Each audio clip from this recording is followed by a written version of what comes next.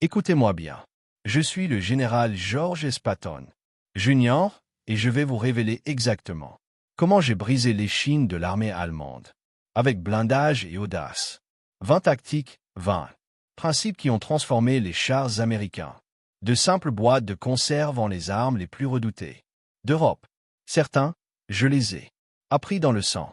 D'autres me sont apparus comme des visions de batailles antiques que j'avais livrées. Dans des vies antérieures, les Allemands pensaient que leur Panzer était invincible. Je leur ai prouvé le contraire. À la fin de ma campagne, les commandants allemands craignaient ma troisième armée, plus que n'importe quelle force sur le front occidental. Aujourd'hui, je vous dévoile les 20 tactiques de chars qui ont anéanti la Wehrmacht. Ces enseignements viennent directement du vieux Patton lui-même. Aucune école militaire n'enseigne certaines de ces choses. Bon sang, j'en ai inventé la moitié. Sur le champ de bataille. Commençons. Avant d'aborder les tactiques, il faut comprendre un point fondamental.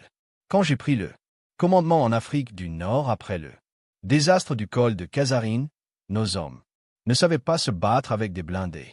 Ils utilisaient les chars comme de sales casemates, statiques, défensifs, timides. Les Allemands nous tournaient en rond, parce qu'ils avaient compris quelque chose que nous ignorions. Les chars ne sont pas faits pour tenir le terrain, ils sont faits pour le conquérir. Rapide, violent, continu. J'ai passé les 2 années suivantes à apprendre aux tankistes américains à penser comme des cavaliers et à frapper comme un marteau de guerre. Ce que je vais vous révéler, ce sont les principes qui ont transformé les blindés américains, risés de tous, en une force qui a traversé la France, plus vite que n'importe quelle autre armée de l'histoire. Il ne s'agit pas de théorie d'une académie. Il s'agit de tactiques éprouvées au combat, forgées dans le sang allemand et les victoires américaines. Écoutez attentivement. Tactique 20. Ne jamais s'arrêter de bouger. Premier principe, et c'est le plus important. Un char en mouvement est plus difficile à détruire qu'un char à l'arrêt. Cela paraît évident, mais vous seriez surpris du nombre de commandants qui voulaient s'enterrer et attendre. J'ai dit à mes tankistes, ne vous arrêtez jamais, sauf si vous êtes à court de carburant ou de munitions. Quand vous avancez, continuez d'avancer. Sous le feu ennemi, continuez d'avancer. Quand vous consolidez vos positions, continuez d'avancer. Le canon anti-char allemand de 88 mm était d'une précision redoutable contre les cibles fixes. Mais contre un Sherman se déplaçant à vitesse, traversant le terrain, changeant constamment de position, son taux de réussite chutait considérablement. Le mouvement est synonyme de survie. Le mouvement est synonyme d'élan. Et l'élan est la clé de la victoire. J'ai vu des commandants de chars traduits en cours martial pour s'être retranchés. Sans ordre, on ne gagne pas en défendant, on gagne en attaquant. Et attaquer signifie avancer. Toujours en avant. Tactique 19. Attaquer à l'aube. J'ai appris celle-ci en étudiant les anciennes charges de cavalerie et je l'ai prouvé avec des blindés modernes. Frappez-les aux premières lueurs du jour, quand leurs sentinelles sont fatiguées. Lorsque la relève n'est pas encore arrivée, quand leurs officiers dorment encore, les attaques à l'aube ont un impact psychologique important. L'ennemi se réveille au bruit de vos moteurs et de vos canons. Il est désorienté, non préparé, et se bat avant même d'avoir pris son café ou son petit déjeuner. J'ai fait de l'attaque à l'aube la procédure opérationnelle standard de la 3e armée. Nous nous mettions en position dans l'obscurité, puis lancions l'assaut aux premières lumières. Les Allemands ont commencé à redouter le lever du soleil car ils savaient que les chars de Patton arrivaient à l'aube. Cette tactique a fonctionné. En Sicile, en France et en Allemagne même. La surprise ne consiste pas à être furtif. Il s'agit de frapper quand l'ennemi est le moins préparé à recevoir le coup. Tactique 18. Utiliser le terrain comme une arme. Les chars ne sont pas de simples véhicules. Ce sont des plateformes d'armes qui exploitent la géographie. J'ai appris à mes commandants à lire le terrain comme Napoléon lisait les champs de bataille. Utilisez les collines comme couverture et pour l'observation. Utilisez les positions de défilé pour dissimuler votre silhouette. Attaquez depuis le soleil pour aveugler l'ennemi. Utilisez les routes pour gagner en vitesse, mais réservez-les pour le déploiement. Traversez les rivières là où elles ne vous y attendaient pas. Les Allemands disposaient d'un blindage supérieur et dans bien des cas, d'une meilleure artillerie. Mais leur style de combat était prévisible. Ils s'attendaient à ce que nous empruntions les routes pour attaquer des objectifs évidents, afin d'éviter les terrains difficiles. J'ai fait le contraire. La troisième armée a traversé des forêts qu'ils jugeaient infranchissables. Nous avons franchi des rivières à des endroits inattendus. Nous avons attaqué depuis des directions qu'ils estimaient impossibles. Le terrain n'est pas un obstacle. C'est un avantage si l'on sait l'exploiter. Tactique 17. Coordination interarmes. 1. Char isolé est vulnérable, mais un char, avec l'appui de l'infanterie, de l'artillerie et de l'aviation, est imparable. J'ai répété la coordination interarmes jusqu'à ce que mes commandants puissent l'exécuter les yeux fermés. Lorsque la troisième armée a attaqué, il ne s'agissait pas simplement de chars avançants.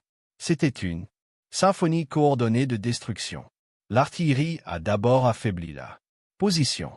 Les chasseurs bombardiers ont touché les blindés ennemis. L'infanterie a nettoyé les positions anti-chars. Puis les chars ont exploité la percée. Cela nécessitait une coordination radio, des signaux préétablis et des commandants qui maîtrisaient tous les aspects de la guerre. Et pas seulement le leur. Les Allemands excellaient dans ce domaine au début de la guerre. Mais en 1944, nous l'avions perfectionné. Chaque attaque était interarme. Chaque avancée était soutenue. C'est pourquoi la troisième armée pouvait se déplacer si rapidement. Nous n'étions pas que des chars. Nous étions un système de combat complet. Tactique 16. Tirer et se replier. Le canon allemand de 88 mm pouvait détruire un Sherman à 2000 mètres. Notre canon de 75 mm devait s'approcher à moins de 500 mètres pour percer le blindage frontal d'un Panther. Alors, comment gagner ce combat? On n'échange pas des tirs à longue distance comme si c'était un duel. Vous tirez et vous repliez, tirez d'une position. Vous vous déplacez immédiatement vers une autre avant qu'il puisse riposter. Utilisez la fumée, utilisez le terrain, surgissez, tirez, disparaissez. Les Allemands étaient entraînés pour les batailles de chars rangés. Nous leur avons imposé la guérilla blindée. Mes tankistes sont devenus experts en tir à couvert, en tirant 2 ou 3 coups, puis en se déplaçant, avant que les artilleurs allemands ne puissent les viser. Cela les a rendus fous de rage. Ils avaient de meilleurs chars à bien des égards. Mais nous avons combattu plus intelligemment. Vous n'avez pas besoin de la meilleure arme si vous savez utiliser ce que vous avez mieux que l'ennemi. Tactique 15. Contournez-les. Point fort. Voici ce qui me distinguait de tous les autres commandants. En Europe, je me fichais de capturer chaque point fort allemand.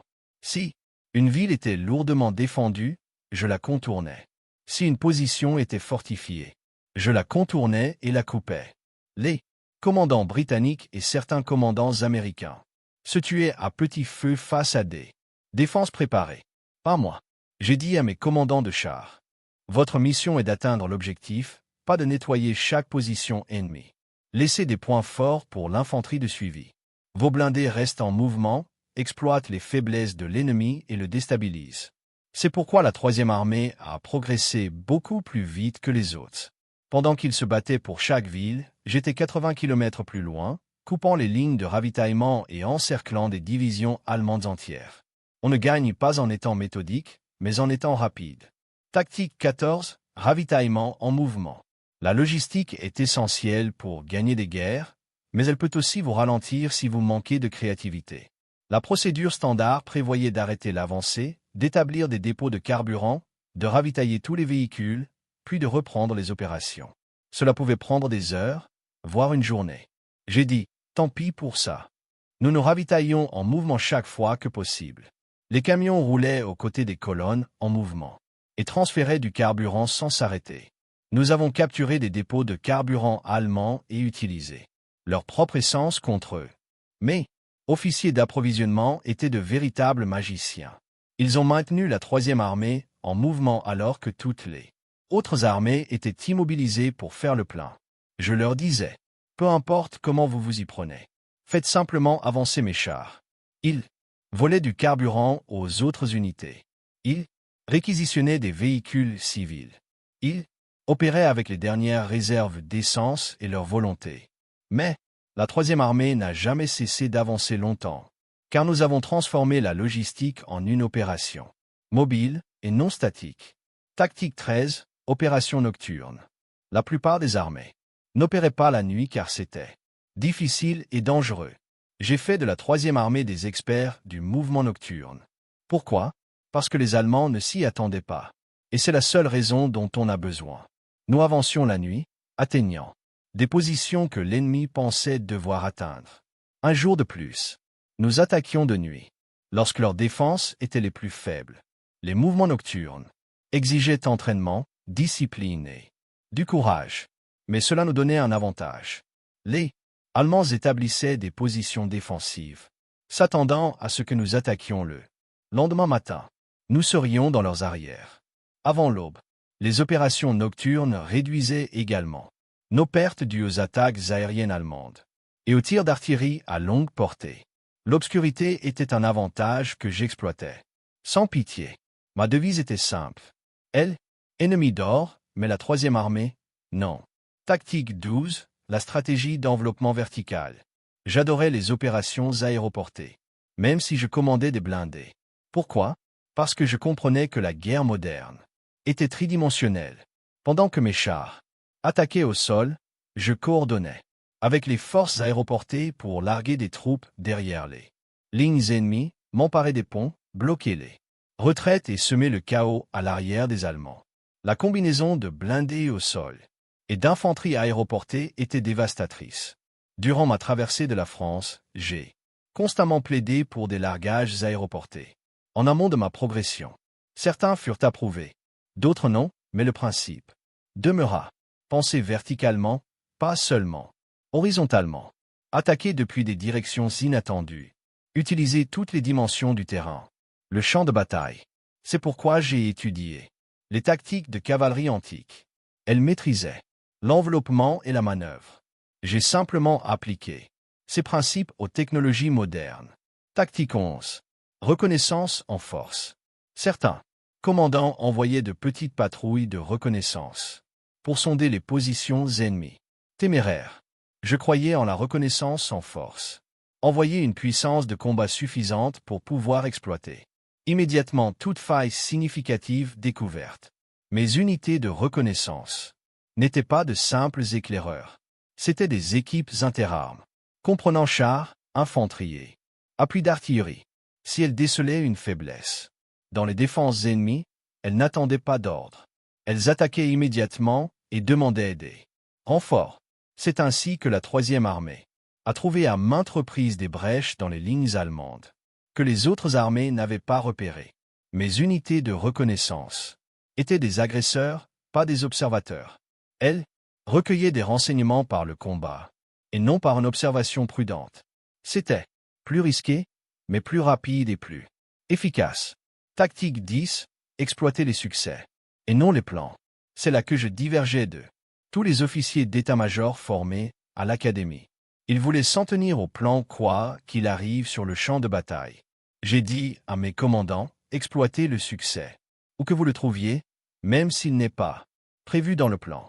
Si une unité perce sur le flanc alors que le plan prévoyait une attaque au centre, tout le monde se déplace pour exploiter ce flanc. L'application rigide des plans entraîne la mort de soldats et le gâchis d'opportunités. Le champ de bataille est chaos. Votre rôle est de reconnaître le succès et de déployer des forces là où l'ennemi perce. J'avais des commandants de chars qui maîtrisaient parfaitement cet exercice. Ils rencontraient une résistance dans un secteur, se déplaçaient immédiatement vers un autre, trouvaient une faiblesse, et toute la division s'engouffrait dans cette brèche. La flexibilité n'est pas un luxe dans la guerre de mouvement. C'est une nécessité. Tactique 9, guerre psychologique rapide. Les Allemands craignaient la troisième armée, non seulement parce que nous étions efficaces, mais aussi parce que nous étions imprévisibles et rapides.